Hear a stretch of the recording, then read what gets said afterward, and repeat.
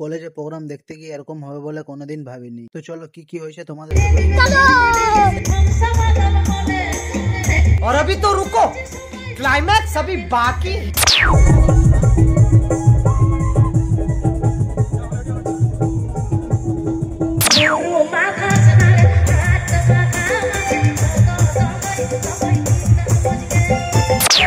সাঁওতালি প্রোগ্রামে এত ভিড় হবে কোনোদিন ভাবিছিলি না।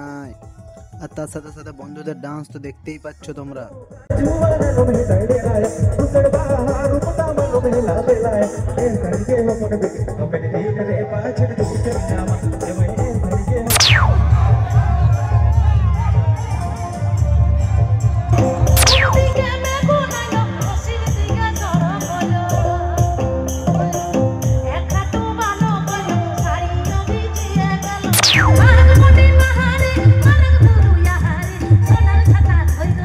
যারা যারা ভিডিওটা ঝাড়গ্রাম থেকে দেখছো কমেন্ট করবে, আর ভিডিওটা ভালো লাগলে লাইক এবং শেয়ার করবে।